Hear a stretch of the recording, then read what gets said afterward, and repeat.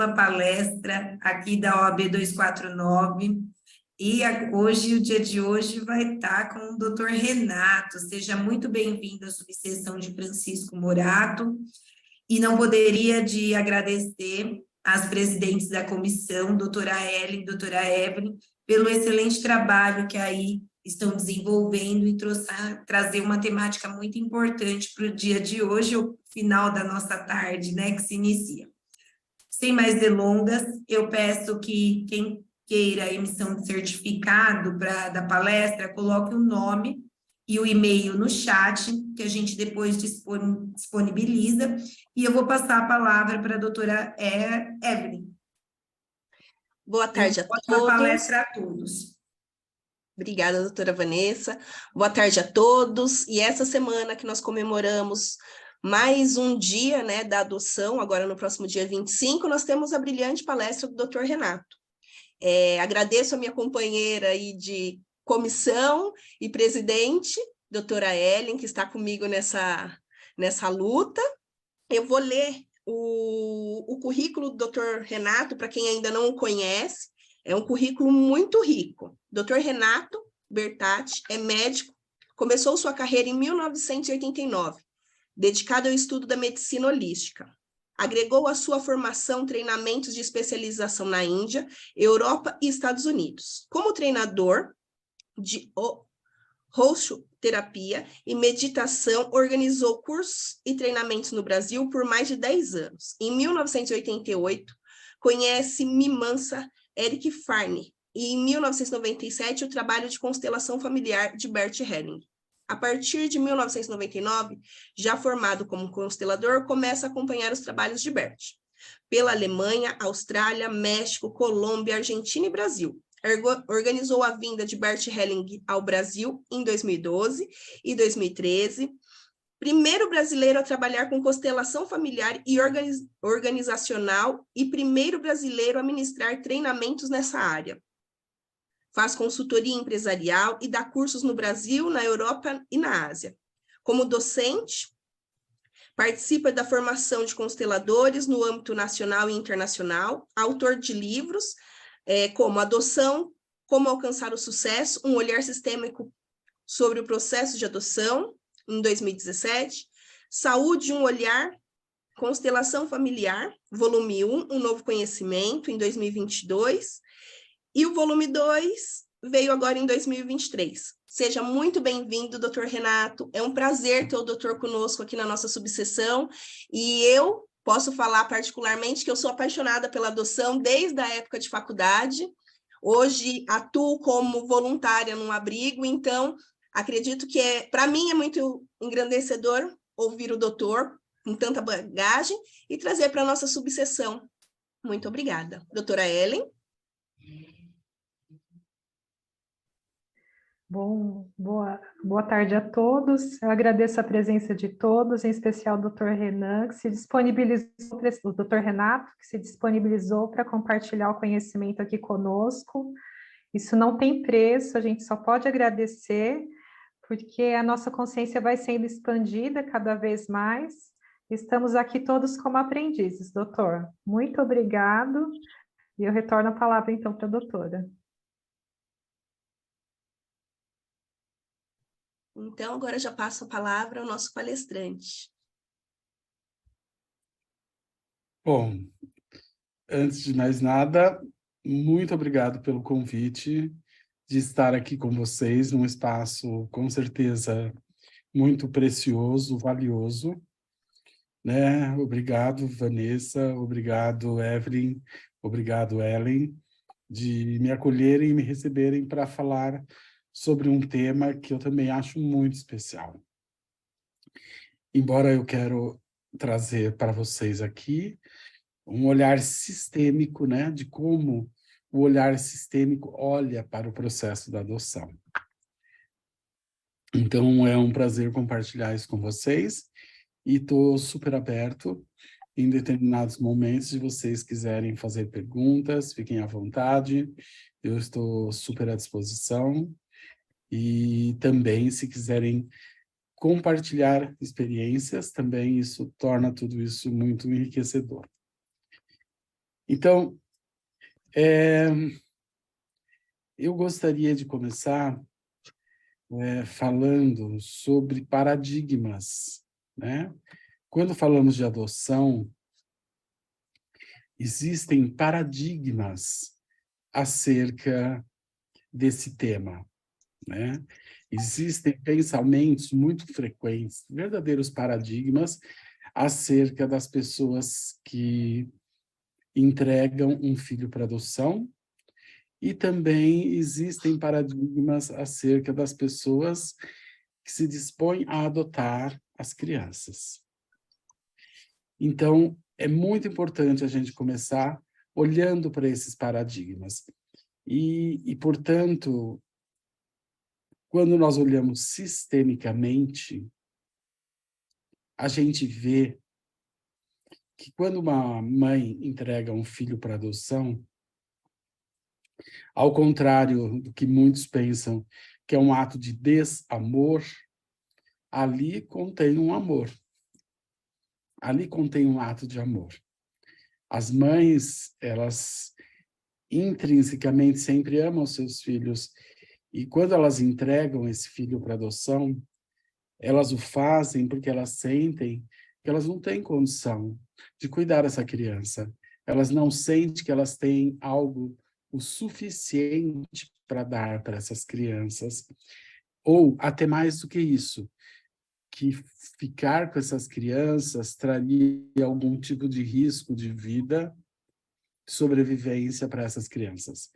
Então, em última instância, quando uma mãe entrega um filho para adoção, existe ali uma realidade que se impõe, muito difícil normalmente, seja pela forma como a criança foi gerada, ou seja, pelas condições emocionais, psicológicas ou financeiras que essas mulheres se encontram, mas dar essa criança, entregar essa criança para adoção, é um ato de amor, é um ato onde a pessoa ela acredita que essa criança ela vai estar mais segura em outra família do que com ela. Então, um paradigma, né, que muitas vezes, num pensamento mais popular, né, que uma mãe que entrega um filho para adoção não é uma boa mãe, ou seria uma mãe desnaturada, isso lá no fundo não é uma verdade. Isso não é uma verdade. Porque existe nisso também um ato de amor. E o sofrimento que muitas vezes essa mulher vai viver para o resto da vida por isso, é um sofrimento atroz, e muitas vezes até mesmo adoecer por tudo isso. Então, esse é o primeiro paradigma que eu coloco, que eu acho que é importante fazermos reflexões. Ou seja, nós incluímos no nosso olhar, dentro do processo da adoção, nós incluímos no nosso olhar a mãe e o pai biológico, né? Eles fazem parte, eles que deram a vida a essa criança. Essa criança, ela veio de algum lugar, ela carrega uma carga genética de informações de pessoas específicas. Então, é inegável que ela veio de algum lugar. Mas eu quero falar também agora do outro paradigma, que são os pais que recebem. Ao contrário daqueles que muitas vezes acham os pais que doam desnaturados, o paradigma funciona geralmente ao contrário para aqueles pais que adotam. Tipo, são pessoas muito boas e que estão disponíveis para receber um filho, uma criança, e cuidar e se dedicar e dar tudo aquilo que uma criança precisa, que essas pessoas, sim, são pessoas muito amorosas e que têm uma generosidade imensurável, infinita. Porque alguém se dispõe a receber uma criança, amar, investir tempo, energia, atenção, dinheiro e tudo mais. E, via de regra, as pessoas que o fazem, né, os pais adotivos, realmente têm essa generosidade, essa disposição, essa entrega né? Para receber uma criança, amá-la e cuidar e dar a ela o melhor. Mas, no meio disso tudo, às vezes, existem pessoas que buscam um processo de adoção não pelos melhores motivos. O que significa isso? É um fato que, às vezes, uma pessoa busca uma criança para adoção porque ela não pode ter filho, o marido quer ter filho e o relacionamento pode estar em risco. Então, muitas vezes, pessoas buscam a adoção não pela disposição de querer necessariamente cuidar de uma criança, mas porque está preocupado com o relacionamento, que pode acabar caso não tenha filho.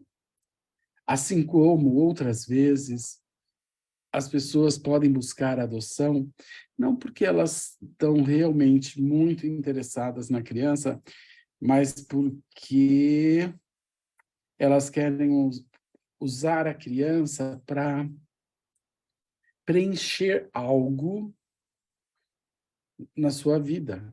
Por exemplo, quando uma mãe perde um filho e ela não aceita a perda de um filho, e muitas vezes ela recorre à adoção como para preencher esse lugar, esse vazio que ela carrega, que é uma experiência extremamente difícil para uma mãe perder um filho. Ou seja, existem outras pessoas que vão a um processo de adoção por outros motivos, que não um motivo legítimo, que seria, com muito amor, acolher uma criança e dar a ela tudo aquilo que ela precisa. Então, de cara, eu gosto de falar sobre esses dois paradigmas, por quê? Porque eu acredito que a adoção bem-sucedida, ela acontece quando se consegue averiguar, né, os responsáveis pelo processo de adoção, quando eles conseguem averiguar esses detalhes dentro de todo o processo. Então, eu não tenho dúvida que a adoção é uma necessidade para muitas crianças que dependem disso, dependem de um lar, depende de amor, depende de cuidados, dependem de investimentos, depende de muitas coisas. Mas para essa adoção alcançar um sucesso, é muito importante que se respeite determinados princípios básicos, que, no fundo e em última instância, é ter a criança como prioridade. Pessoas que vão para o processo de adoção, tendo a criança como prioridade, porque estão disponíveis para receber essa criança, porque tem muito a dar e a fazer por essa criança, essas adoções tendem a ser bem-sucedidas. Porque a prioridade é, de fato, a criança. Não é o casamento, ou não é para substituir uma outra pessoa que morreu, ou não é porque precisa de um herdeiro e precisa de ter uma pessoa de tal sexo, ou isso ou aquilo. Ou seja, quando se olha da melhor forma, a chance dessa adoção ser bem-sucedida é muito grande. E quando não se olha da melhor forma, essas crianças, mesmo adotadas, elas sentem que elas não são vistas. E elas são crianças que tendem a dar muito trabalho, porque elas não acabam não se sentindo amadas. Então, são adoções muito problemáticas, quando essa adoção não é feita pelo melhor motivo, que é uma disponibilidade plena de amor, de generosidade, de cuidar e dar atenção para essas crianças. Então, a gente vê que adoções, às vezes, elas são muito problemáticas quando não se toma esses cuidados básicos dentro do processo de adoção. E, ao mesmo tempo, olhar para isso com atenção traz muita chance de não só essa adoção dar certo, mas ser um grande sucesso, onde essa criança adotada, ela cresce, ela se sente vista, ela se sente amada, ela se sente respeitada, ela tem uma relação de gratidão por essas pessoas que cuidaram dela, ela tem respeito e reconhece tudo que recebeu dessas pessoas, ela desenvolve uma relação de amor e de afeto, porque essa troca, ela está presente dentro da relação. E a gente sabe de muitos casos, especialmente quando tem muitos conflitos nesse processo de adoção, fica aí uma dica. Verifique quais são os reais motivos por trás dessa adoção. Verifiquem quais os reais motivos que fez essa pessoa adotar, ou que levou ela a adotar. Porque, é claro, toda criança que é subtraída da família, seja por maus tratos, ou porque não existe um adulto que tem condição de assumir responsabilidade, ou porque os pais morreram, ou porque os pais têm condições psiquiátricas ou de adicção, não me importa. Toda criança que ela está entregue num processo de adoção, ela está precisando de amor, ela está precisando de atenção, ela está precisando de carinho, ela está precisando de muito investimento, pessoas que olhem nos olhos dela, pessoas que tentam perceber essas necessidades, que tentam suprir todas essas necessidades, que não são só financeiras, é de afeto, é de carinho, é cultural e de cuidados financeiros também, porque tem um custo dar comida, dar escola, dar abrigo, dar roupa, dar brinquedo, dar tudo que uma criança normalmente precisa para todo o seu desenvolvimento. Mas se a criança ela não recebe esse amor, ela pode receber tudo. Mas se ela não sentir no olhar desses pais esse amor, né? Se ela não se sentir vista, amada, se ela não sentir que ela encontrou ali um lar, se ela não sentir que ela é a prioridade nessa relação, né? Essa relação, esse processo de adoção, ele começa a ter riscos. Né? Quantas pessoas adotam e depois de um tempo elas querem devolver, porque elas perceberam que elas não conseguem estabelecer uma conexão com a criança, e nem a criança consegue estabelecer uma relação com eles. Ou quantos processos de adoção, conforme vai andando, essas relações vão ficando muito complexas, muito difíceis. São crianças que dão muito trabalho e pais que não conseguem lidar com todo esse processo de cuidar, de dar amor, de dar cuidado, de dar atenção, né? Quantas situações conflituosas podem surgir quando essas adoções elas não são feitas pelos melhores motivos. Então, eu pessoalmente acredito que as pessoas que têm essa responsabilidade, né, como muitas vezes o pessoal da área da justiça, né, é muito importante vocês tomarem esse cuidado, né, ter esse olhar atento para o verdadeiro motivo, porque existem pessoas, com certeza, que têm os bons motivos para adotar uma criança. Ou seja, pessoas que são realmente muito amorosas, que sentem e receberam muito, e que têm uma disponibilidade de amor e de generosidade no coração. Essas são as pessoas perfeitas. Elas não estão preocupadas com o que é melhor para elas, elas estão sempre preocupadas com o que é melhor para a criança. Né? Então, nessa generosidade, nesse amor, normalmente é onde se semeia nesse solo uma adoção bem-sucedida, e o olhar sistêmico, ele contempla tudo isso. Então, dentro desse processo, né, quando nós incluímos no olhar aqueles pais que doam a criança, né, e damos a eles internamente dentro de nós um lugar de respeito, né? E quando olhamos para aqueles que adotam, que estão disponíveis para adotar, mas olhamos não por maldade deles, mas para, às vezes, entender qual é o real motivo que coloca eles nessa condição de serem, né, de estarem disponíveis para adotar. Eu acredito que isso é muito importante para que essa adoção ela tenha alcance um sucesso. E eu acredito que as pessoas que intermediam, né, todos esses processos, assistentes sociais, advogados, a justiça,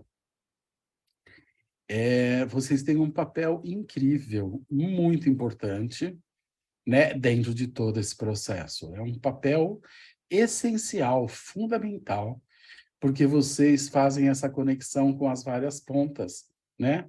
E têm a condição de entender e, principalmente, de perceber, de sentir qual é o melhor lugar e se ela está segura, essa criança, dentro desse novo lar ou dentro dessas pessoas que pretendem adotar. Por incrível que pareça, as crianças, elas são muito sensíveis. Elas conseguem sentir isso, né? E a gente sabe que tem crianças que elas estão numa instituição aguardando para serem adotadas e a entrega delas já foi um processo traumático. E ela, às vezes, ali dentro da instituição, ela já criou vínculos dentro da instituição, porque às vezes ela passa muito tempo ali dentro da instituição. Então ela vai criando novos vínculos ali dentro e muitas vezes ela encontra ali um conforto, uma segurança dentro da própria instituição. Então, quando chega a hora ou a vez dela ser adotada, e quando isso acontece, é maravilhoso, mas seria importante que isso acontecesse da melhor forma, para que essa adoção também não seja um novo trauma, né? Não cause a ela um novo trauma. Então, ou seja, que ela não seja retraumatizada nesse processo de mudança de lar ou nesse processo de mudança de família, né? Porque ela teve uma família original, às vezes os acolhimentos, os abrigos passam a ser a nova família, às vezes por meses ou até por anos, e dentro do processo da adoção, agora ela vai para uma outra família ainda. Então é muito importante entender qual é o lugar melhor e mais seguro para ela. E é claro que as pessoas que decidem, né, geralmente são pessoas ligadas aí à justiça, a assistentes sociais, os juízes, enfim, toda uma rede de apoio, né, que fica envolvido dentro desse processo de adoção.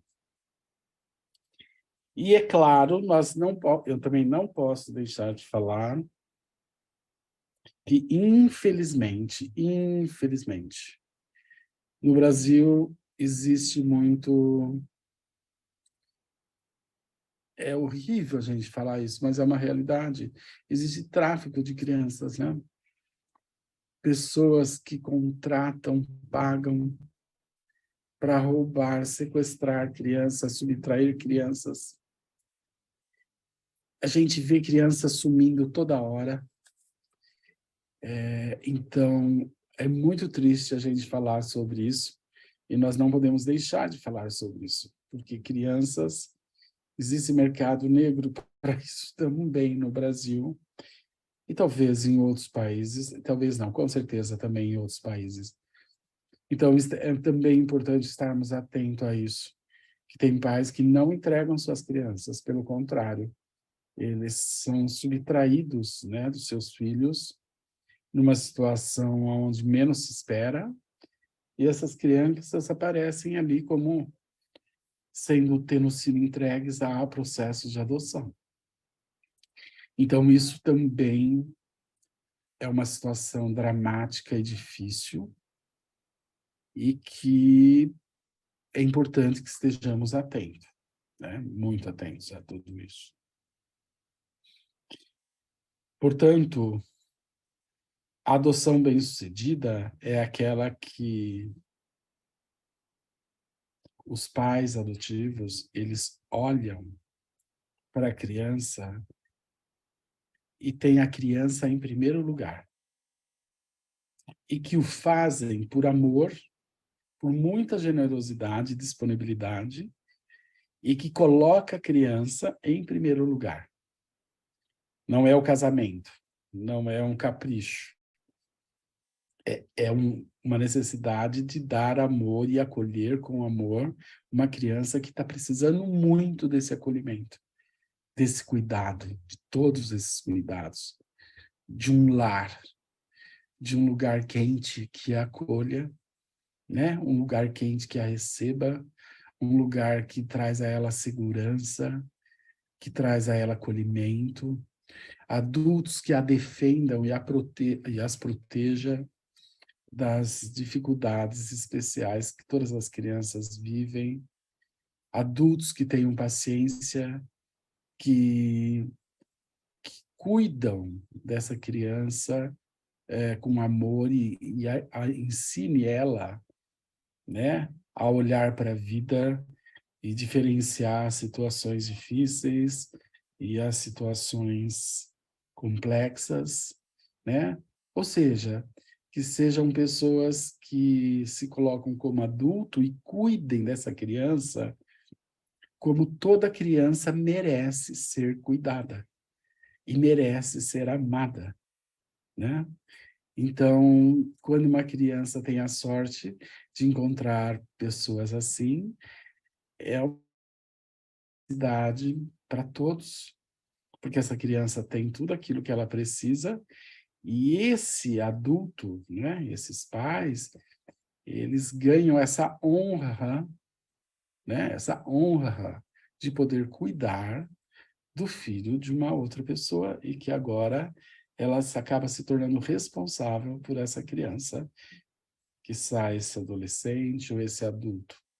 E quando tudo é feito da melhor forma, adultos, quando essas crianças se tornam adultas, elas têm esse respeito, essa gratidão, né, por essas pessoas que a cuidaram. Elas olham e conseguem reconhecer que recebeu esse amor, esse carinho, e elas são super gratas, né? E a gente vê pessoas adotadas que dedicam com tanto amor para as pessoas que a criaram, que se dedicam com muito, em total amor, né? Como um ato de reconhecimento por tudo que recebeu dentro dessas relações. Então, olhar com cuidado para que essas adoções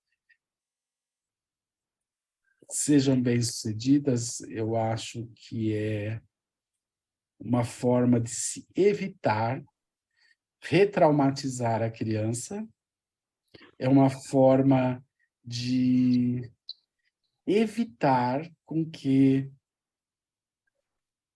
pais queiram devolver essas crianças que não se adaptaram, mas principalmente evitar que essas crianças sejam retraumatizadas, porque toda criança que foi entregue, ela já tem um trauma básico na sua alma, na sua origem, né? E evitar que essa criança seja retraumatizada, eu acho que é uma responsabilidade muito importante, né? Porque é uma criança que já tem uma ferida muito grande originalmente de ser entregue pelos seus pais.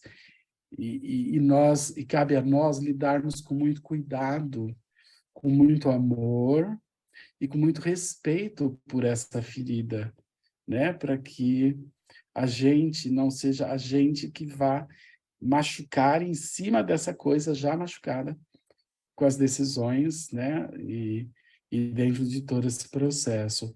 Claro que toda criança merece ter um lar, claro que toda criança sonha com isso, mas é importante que ela vá parar no lugar certo para que ela não seja retraumatizada dentro dessas circunstâncias. Bom, Isso é bem um olhar inicial, né, para tudo isso. E eu gostaria de saber se alguém tem alguma pergunta ou se alguém gostaria de compartilhar experiências acerca disso tudo. Eu acho que isso tudo enriquece. Então, quem quiser, tem uma pergunta ou quer levantar a mão, ou compartilhar algo, fiquem à vontade. Doutor, eu... De compartilhar. Ao mesmo tempo, posso falar? Pode sim, doutora. Pode. Uma satisfação, doutor Renato, estar aqui nessa aula. Eu sou aluna da pós-graduação do MASC, Direito Sistêmico, e tenho uma experiência que gostaria de compartilhar. Eu tenho guarda compartilhada de 3 irmãos há 10 anos. Eu compartilho a guarda com a avó biológica e com o meu hoje ex-marido, né? Eles eram meus vizinhos e eles me encontraram, estavam precisando, a mãe tinha deixado eles com a avó não estava dando conta, e quando eu percebi, eu já era mãe deles. E estão comigo atualmente, só comigo, 3 irmãos. Hoje eles têm 10, 12 e 16 anos.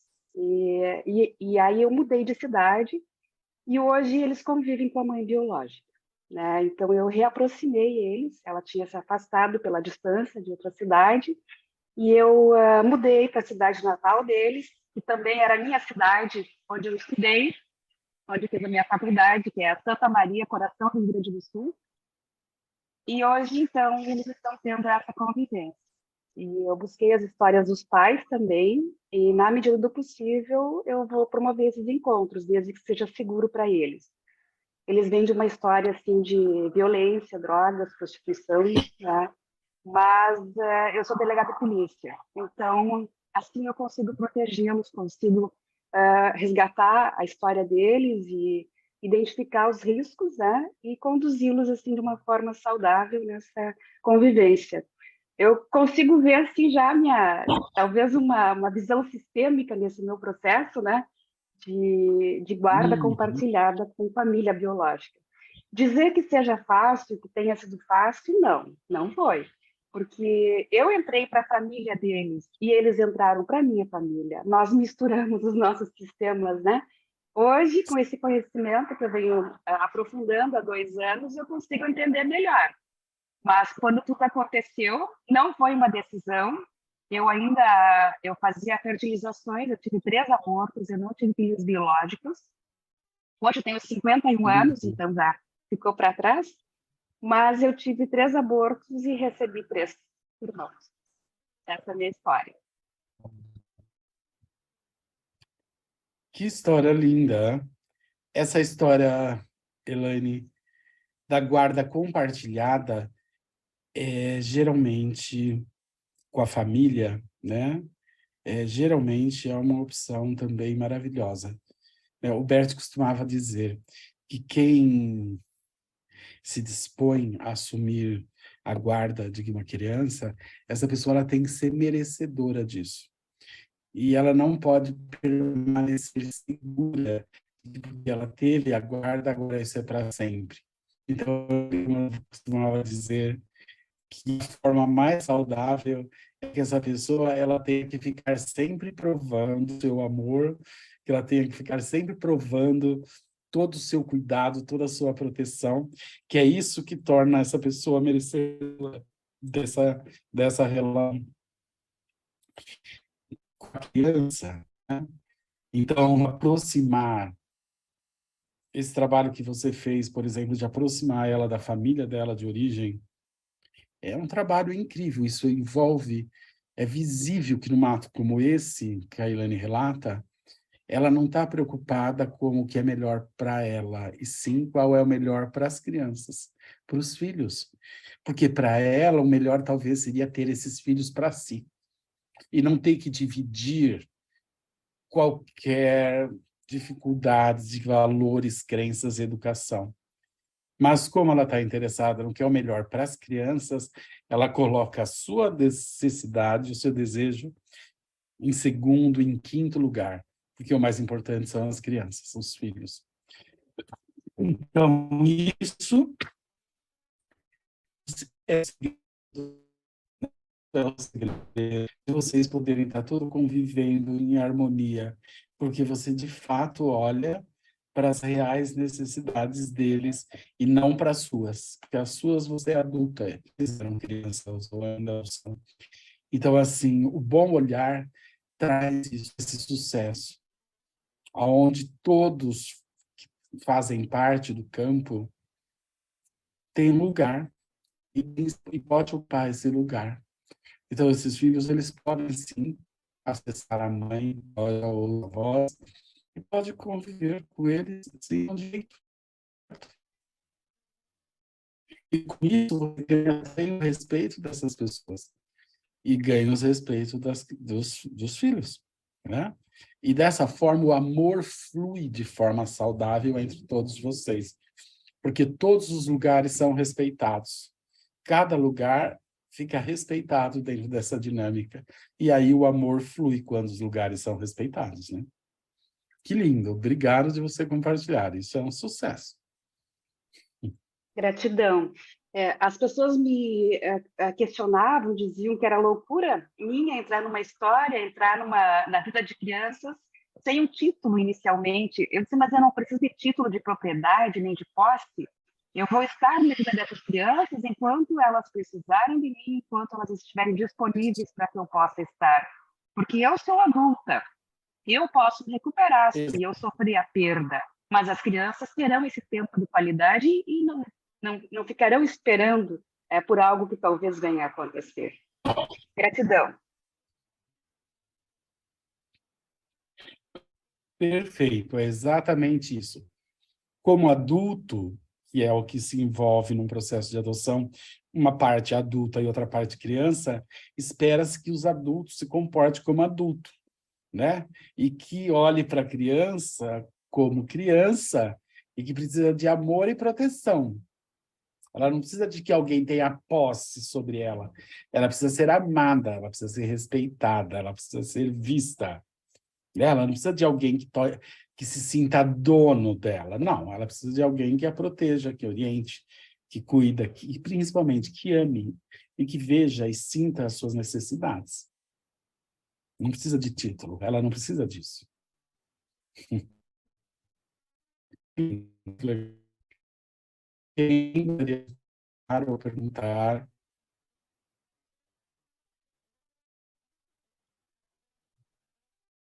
Boa tarde novamente, né?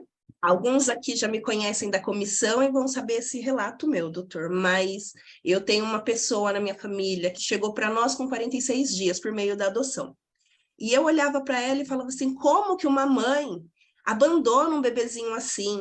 Aí a doutora Luciana, né, doutora Luciana Pérez, uma vez sentou comigo e falou assim, você já pensou que essa mãe tem muito mais amor do que uma mãe que passa por dificuldades e não solta a mão do filho? Essa mãe, ela teve a coragem de entregar essa criança à adoção e essa criança à adoção teve a oportunidade de ter uma nova família.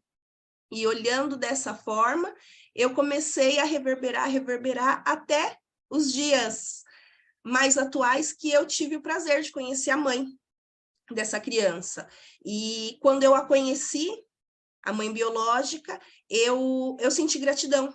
Eu olhei para aquela mãe e falei obrigado, porque hoje nós temos aquela criança no seio da minha família, mas da melhor forma eu consegui olhar para aquela mãe, eu consegui olhar com respeito, eu consegui olhar com carinho, com gratidão. Então, assim, a adoção para mim já era algo muito importante, depois que essa criança chegou na minha família, se tornou, sim, 100% mais importante. E hoje eu olho, o doutor trouxe, né, a mãe, essa figura, e realmente, depois de algumas conversas com a doutora Luciana, eu tive esse entendimento de que é realmente importante a gente olhar para a mãe com muito amor, com muito carinho e gratidão.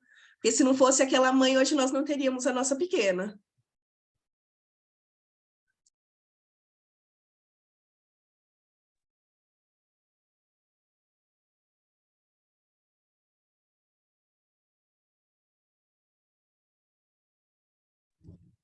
Oi, vocês estão me ouvindo?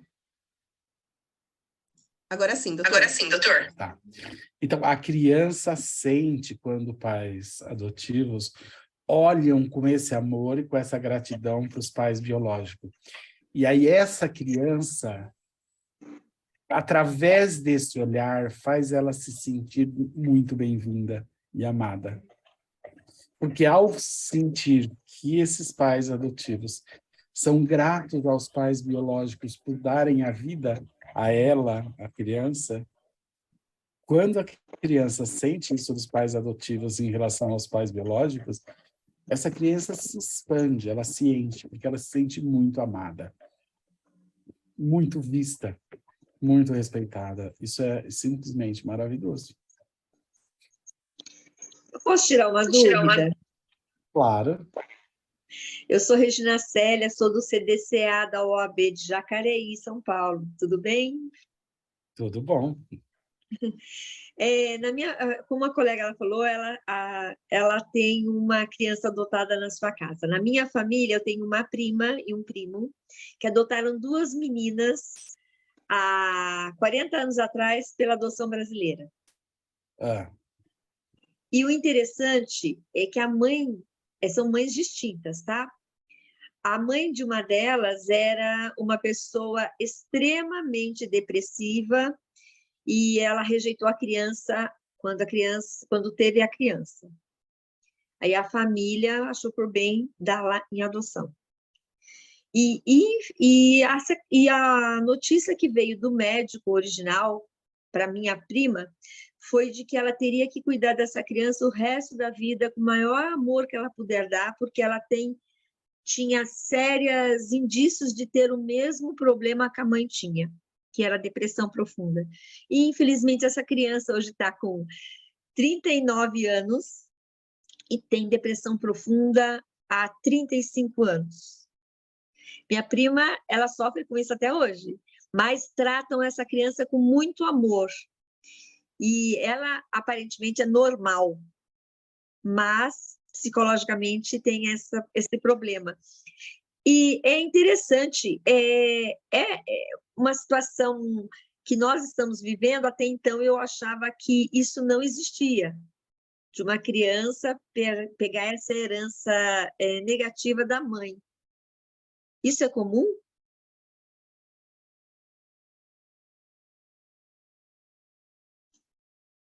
Tá sem som. Voltou? Agora vocês estão me ouvindo? Voltou sim. Obrigada. A genética... Estamos sim, estamos ouvindo. Então, a genética é algo muito forte. Ou seja, não é que ela é determinante, mesmo porque pessoas que têm cargas genéticas para muitas doenças e sintomas, elas não necessariamente desenvolvem aquelas doenças, mesmo que geneticamente elas têm essa carga disponível para desenvolver as doenças. Mas, de uma forma geral, é muito frequente, sim, os filhos tenderem a reproduzir sintomas e doenças das famílias de origem. Uhum. Não vou dizer que isso sempre acontece, não é verdade. Tanto é que, por exemplo, você pega filhos de diabéticos, onde ambos têm esse potencial de se tornar diabético, um se torna diabético, o outro não se torna diabético. Portanto, existe o que acaba sendo determinante é a forma como se lida com o meio ambiente ou com a forma como as pessoas lidam com tudo isso.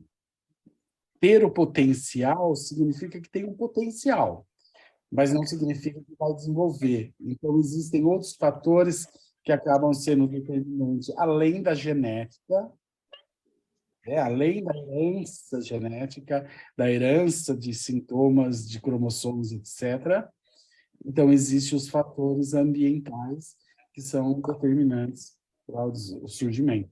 Mas isso acontece com muita frequência. Tá? Obrigada. Era essa curiosidade que eu sempre tinha, porque a irmã dela, né, que é a caçula, que tem 32, é normal, embora seja de pais diferentes. E é uma família estruturada. Então, e com muito amor, eles são pessoas assim maravilhosas, são duas primas que eu amo de coração mesmo, apesar de toda essa limitação da Bruna, mas eu tinha sempre essa curiosidade, obrigada por me tirá-la dessa dúvida. Imagina, é um prazer. Imagina, que é isso. Doutora Gisele? Boa tarde, doutor. Prazer recebê-lo em nossa casa. Eu sou estudante de Direito Sistêmico, mas eu ainda tenho uma certa dificuldade. Eu gostaria, acho que algumas pessoas que estão assistindo também.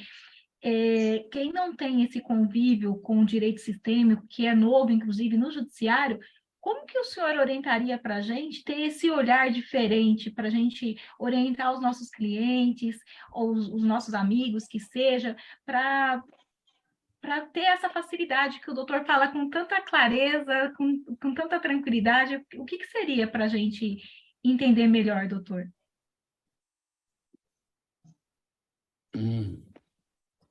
Claro que quando a gente desenvolve, Gisele, esse olhar sistêmico, o olhar sistêmico na vida, ele olha sempre para o essencial.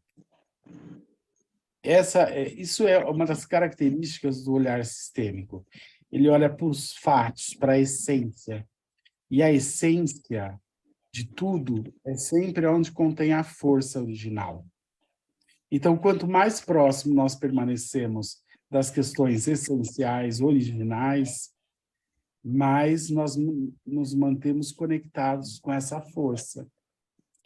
Então, ter esse olhar sistêmico é manter o nosso olhar focado naquilo que é o essencial das relações e conflitos. Então, assim, como compartilhar isso com as pessoas? É essa a pergunta que você fez? Como orientar as pessoas? Eu não sei se eu entendi a sua pergunta. Entendeu sim, doutor, é isso mesmo. Muito obrigada. Olha, então, por exemplo, a gente pode dar um livro que fala sobre esse tema, a gente pode orientar um link de uma palestra que aborda esse tema, a gente pode trazer papers, né, ou estudos, oferecer isso às pessoas, e com isso elas podem ir se informando sobre isso. Ou seja, você pode se tornar um veículo que dê acesso às pessoas. Então, pode ser de várias formas. Hoje tem muitas palestras na internet, tem literatura, tem matérias, tem estudos. Então, você ajuda quando você se torna você dá acesso às pessoas que precisam desse conhecimento, e você que sabe como direcioná-las a elas acessar esse conhecimento. Eu vejo que esse seria um bom caminho. Muito obrigada, doutor. Ficou perfeito. Agradeço de verdade. Muito obrigada mesmo. Imagina, obrigado a você da pergunta. Doutora Silvana? Boa tarde, doutor Renato. Eu sou Silvana, sou da subseção de Iguape. Eu advogo em São Paulo. Estou presidente da Comissão de Direitos da Criança e do Adolescente. Gostaria de... O senhor falou em relação ao que a mãe biológica, ela tem sempre amor, né? Tudo que é feito com amor. Eu não sei se eu diria muito isso, porque, por exemplo, a nossa realidade aqui, as adoções do que tem acontecido na destituição, é ligado muito a uma dependência química. São mães que realmente já têm algum comprometimento. E eu ainda não consigo ver que muitas delas tenham esse amor. Não, talvez seja um amor que elas inconscientemente, né, tenham e não percebem. Porque, na verdade, eu não sei nem se elas escolheram ser mães. A minha grande questão é que muitas acabou acontecendo e não se preveniram e foi gestações que não foram planejadas. O senhor impôs? Oi, falhou. Eu não ouvi o final. O senhor entende que mesmo numa gestação não planejada, há amor? Claro, claro. Eu não fui planejado, pelo contrário. Eu não tenho dúvida do amor que minha mãe tinha por mim. Ela ficou grávida de mim quando meu irmão tinha 4 meses. Com certeza ela não me desejava. Com certeza ela não queria mais um filho. Com certeza não foi fácil ela ter que deixar de amamentar. Eu não fui programado e com certeza não fui desejado naquele momento. E eu não tenho dúvida do amor que ela tinha por mim. Então, não é programar uma gestação que define se vai ter amor ou não. Isso não determina nada. Definitivamente não determina nada. Aliás, a gente vê que tem crianças que são profundamente amadas, mesmo quando são frutos de uma violência sexual. Mesmo assim, elas são amadas. Claro, eu entendo isso que você fala, Silvana, que uma pessoa que está lá totalmente num processo de adicção, totalmente fora de si, essa pessoa nem sabe racionalmente ou muito conscientemente tudo que está acontecendo, certo? Mas o que acontece é que aqui nós estamos falando não do consciente, não do racional, nós estamos falando da alma. E na alma, esse vínculo de amor, ele faz parte, ele sempre está. Ele sempre está lá presente. Nas mais variadas, mesmo que seja nas mais variadas circunstâncias. E às vezes, na prática, você não consegue ver esse vínculo de afeto entre essas mães e essas crianças. Você não vê. Na prática, você não vê. Porque essa mãe rejeita a criança, essa mãe entrega a criança para adoção, essa mãe não quer ter contato com a criança. Então, teoricamente, isso é um ato de desamor. Agora, eu pergunto, uma mãe que tem esse nível de perturbação, de adicção, né, e que engravidou, não esperava, mas engravidou, levar essa gravidez adiante, será que é uma reflexão que eu deixo? Levar essa reflexão, levar essa gravidez adiante, será que não é um ato de amor? A primeira coisa. E ela, tão perturbada e drogada, quando nasce essa criança e ela entrega para adoção, será que isso também não é um ato de amor? Porque ela sabe que com ela, essa mãe, com essa criança não vai ter chance de sobreviver, porque ela não tem condição de cuidar dessa criança. Então, nesse caso, eu concordo plenamente. Então, isso é amor. O amor tem muitas faces, Silvana, muitas faces. Assim como terapeuta, eu com muita frequência vejo pessoas, mães, né, adultos que vêm reclamar que a mãe não deixa eles chegarem próximo, né? E que nunca entenderam isso. E quando a gente vai fazer uma constelação, com muita frequência aparece, por exemplo, mães que não querem que esses filhos se aproximem delas, porque elas carregam na alma algo tão pesado que elas têm medo que esse filho absorva isso. Tem pessoas que vivem, por exemplo, conscientemente a sensação de que elas são assassinas, por exemplo, de que elas matariam. Então, quando elas afastam um filho de si, ela o faz não por um ato de desamor, mas de proteção. Isso eu estou cansado de ver, por exemplo, nas constelações. Então, você vê que é uma mãe que ama o filho afastando esse filho de si, para protegê-lo de algo que elas têm medo de fazê-lo. Né? Você vê, por exemplo, uma pessoa que, por exemplo, ao nascer uma criança, tem depressão pós-parto, né? Vocês já ouviram falar, né, desse quadro pós-parto, onde a mãe não consegue se relacionar com a criança. Então, com muita frequência, na depressão pós-parto, o sentimento por trás dessas mães que rejeitam essas crianças é um medo que elas têm de causar mal a essas crianças.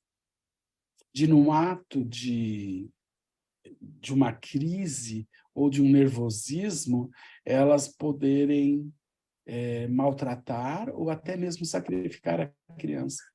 Então, você vê que numa depressão pós-parto, essa mãe rejeita essa criança, mas atrás disso tem um ato de amor.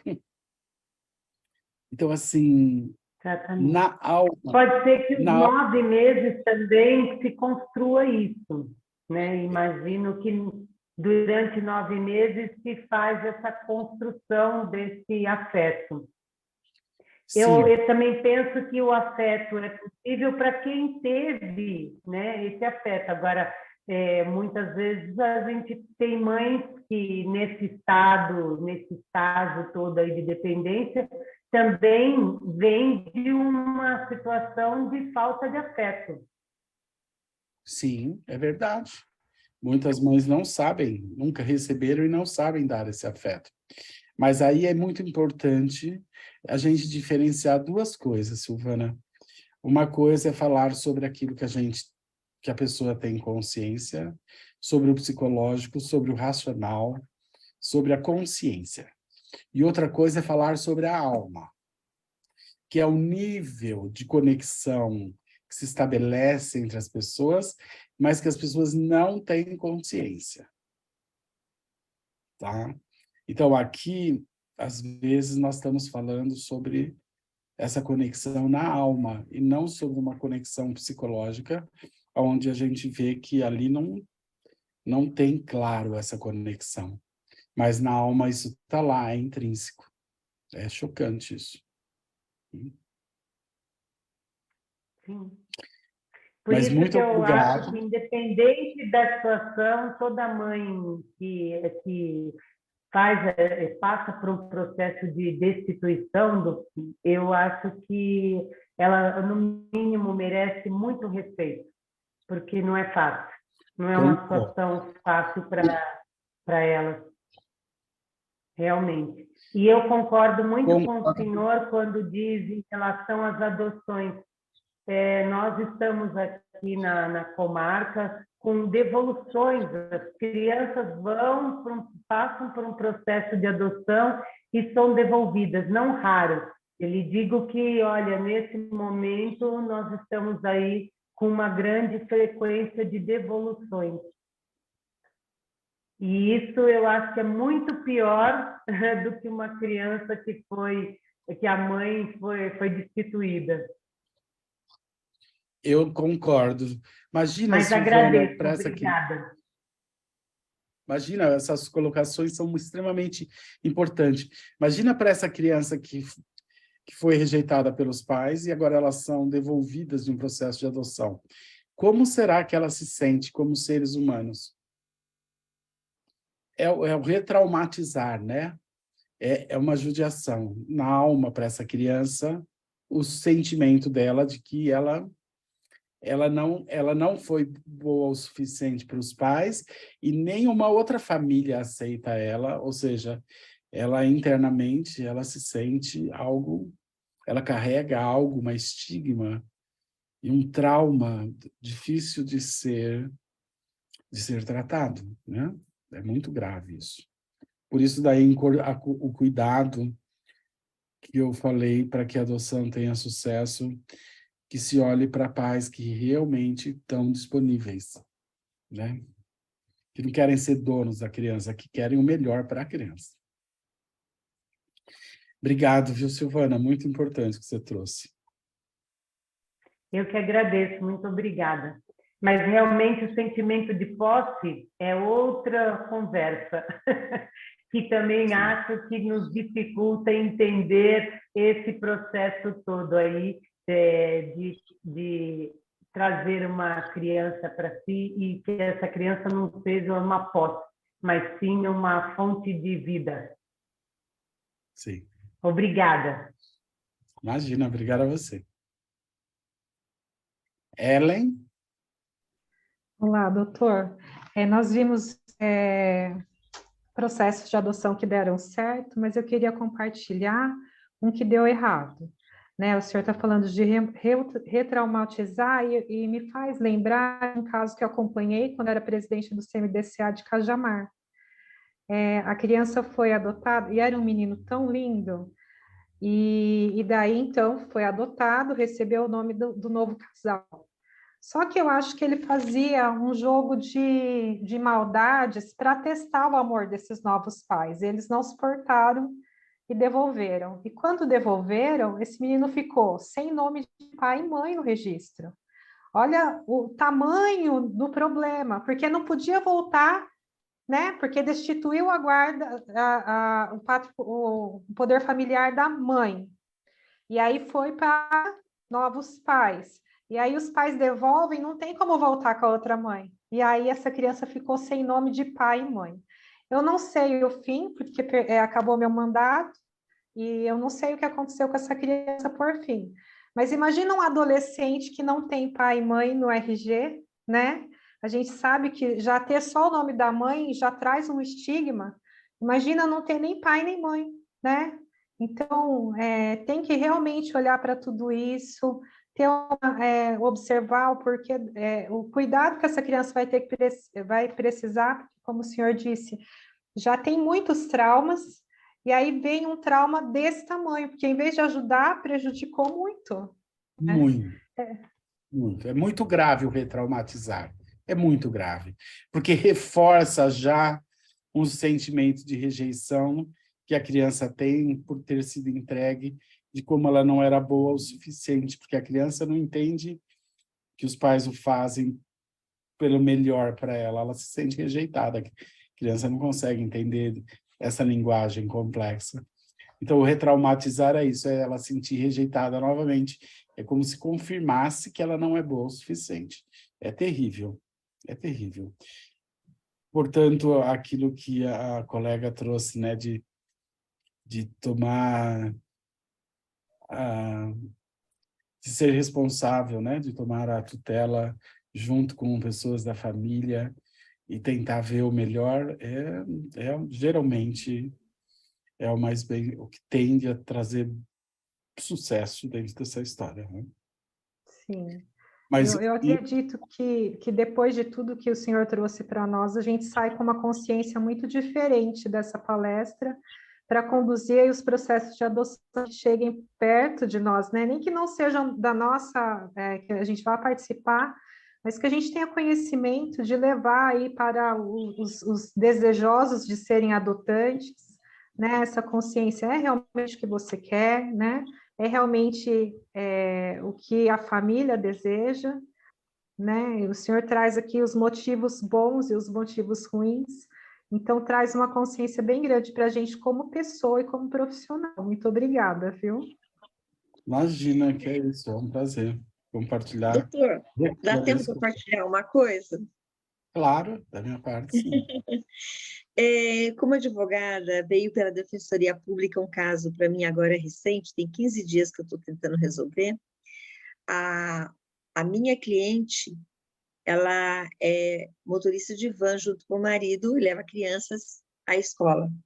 Numa desse trânsito, ela passando após ter deixado as crianças na escola e retornando, ela viu uma criança na beirada da guia, no bairro onde ela deixa as crianças, chorando com uma sacola de roupas assim jogada na beirada da calçada e ela agarrada numa boneca, esse é o histórico, e chorando.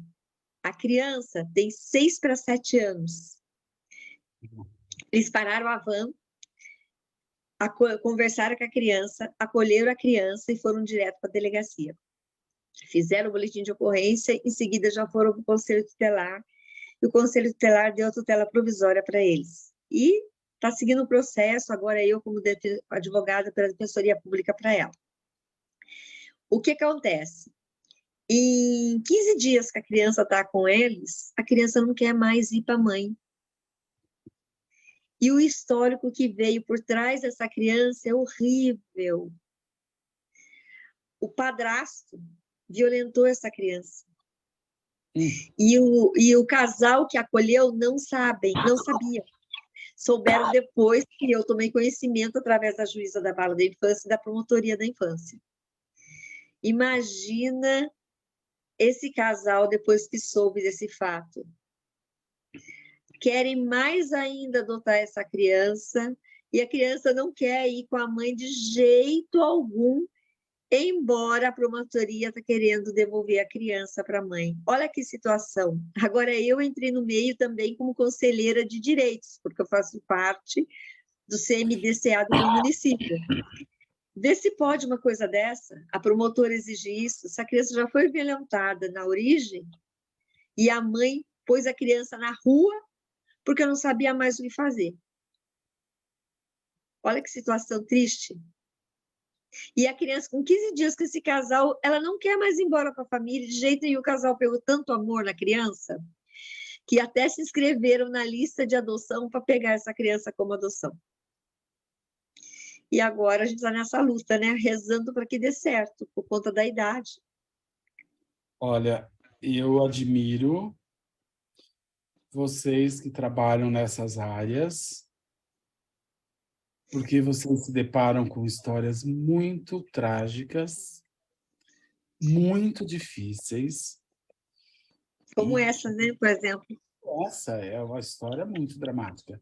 E tomar decisões em cima de histórias tão dramáticas é uma responsabilidade muito grande. Então, vocês todos têm minha admiração por tudo isso, porque vocês vão estar definindo o destino de muitas pessoas dentro desses processos, e é muita responsabilidade, é muito peso e é muita responsabilidade. Né? O futuro de vocês, dessas crianças. Porque a gente, querendo ou não, mesmo sendo profissional, advogada, com tantos anos de experiência como eu tenho, a gente acaba entrando na história de forma sentimental. Mesmo tendo a experiência psicológica que a gente tem, que o CMDCA, aqui, pelo menos na minha cidade, nos dá uma capacitação muito boa aos conselheiros de direitos e também ao Conselho Tutelar. E agora, enquanto CDCA da OAB, a gente está tendo capacitação maravilhosa que a doutora Michele está trazendo a nós. Inclusive agora, por essa palestra com o senhor, que engrandeceu muito nossos conhecimentos quanto a isso, eu tenho certeza, e particularmente estou muito grata de conseguir estar presente, ouvindo suas palavras e suas orientações, informações, que eu tenho certeza somou a mim e me deixou mais feliz que eu estou no caminho certo. Que honra, foi uma honra estar aqui, gente, uma grande honra. Obrigada. Olha, sim, claro que tinha que ter um bebê lindo aqui na tela para a gente... Aliás, estamos falando de crianças, né? Olha só, que criança linda. Bom, gente, eu acho que o nosso tempo, né? Acho que já deu o nosso tempo, né? A proposta era a gente estar junto por 1 hora. Eu quero agradecer novamente a Vanessa, a Evelyn, a Ellen, do convite, de me receberem. É uma honra poder compartilhar esse tema, que eu acho extremamente importante. E que vocês sejam muito iluminadas nas decisões e nos casos complexos que eu sei que chegam a todas vocês. Então, eu tenho um livro onde eu falo sobre isso, é um livro muito simples, muito direto e pequeno, mas que traz todo esse conhecimento. É um livro que você lê em 1 hora, 2 horas no máximo, porque de forma muito simples e direta, eu ajudo a trazer esse olhar que nós precisamos ter diante de um processo de adoção, para que essa adoção seja bem-sucedida, né? Então, assim, só informá-los que tem um conhecimento aí escrito de forma bem resumida, sem frescura, tudo muito direto. Tudo que é importante olhar, tudo que é importante observar, aqueles que estão envolvidos em processo de adoção, que decidem ler um pouquinho sobre isso, tem ali de forma muito prática o que vocês precisam olhar, investigar, para ver se essa adoção tem chance de ser bem-sucedida ou não ser bem-sucedida. Então, fica aí uma dica que tem lá esse material escrito. Então, desejo a todos vocês tudo de bom. Foi uma delícia estar aqui, conhecer pessoas Passa novas. para nós o nome do livro, doutor, por favor. Adoção. Como alcançar o sucesso. É esse o nome. Deixa eu ver se eu tenho um aqui. Não. A Raquel deixou o link do livro para nós no chat. Ah, tá, ela deixou. Pronto. Deixou. A Ó, Raquel chama deixou lá o Adoção. link. Adoção, como alcançar o sucesso. É um livro fininho, mas muito direto, onde eu abordo esse tema de forma simples e direta, até como um manual para treinar o olhar de vocês que decidem e que orientam. Então, ali vocês vão saber para onde olhar, o que olhar nos pais adotivos e como incluir os pais biológicos e, enfim, prestar atenção para que crianças não sejam devolvidas. É muito traumático isso. Muito traumático criança ser devolvida. Tá? Eu agradeço novamente o Dr. Renato e eu gostaria de fazer alguns agradecimentos especiais, principalmente ao Grupo Pontes, que hoje temos 2 representantes, a Karina Gonçalves e a Tamires Menezes.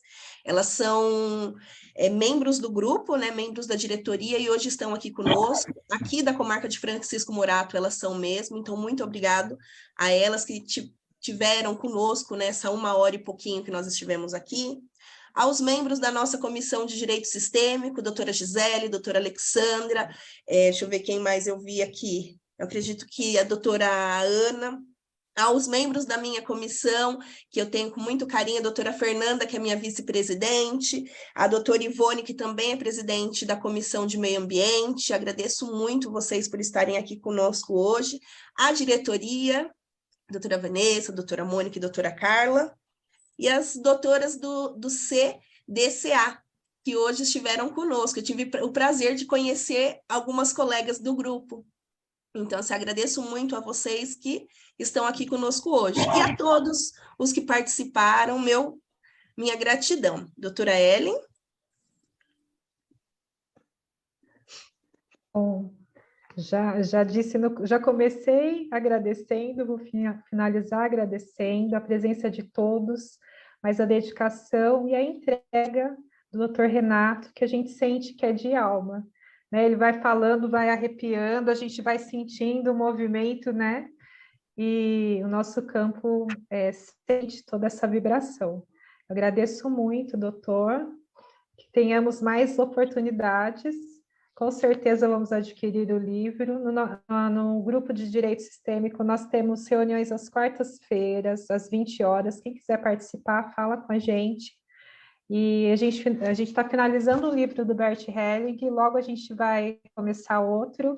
Eu acho que vai ser esse, doutor. Eu vou sugerir para o meu grupo.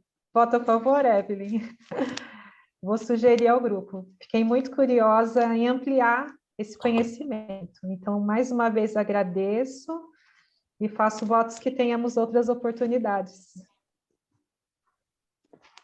Será um prazer. Estou à disposição. Obrigada. Vamos finalizar, Evelyn? Tirou uma foto bem bonita? Todo mundo que puder né, entrar com o vídeo para a gente eternizar esse dia aqui, esse momento. Podemos? Evelyn, você printa? Printo. Sorrindo, pessoal. Vou printar aqui, eu vou printar em 2 demandas, porque nós temos 2 abas, tá bom? Tá. Printando. X. X, uma já foi. Agora eu vou printar a segunda. Vou printar.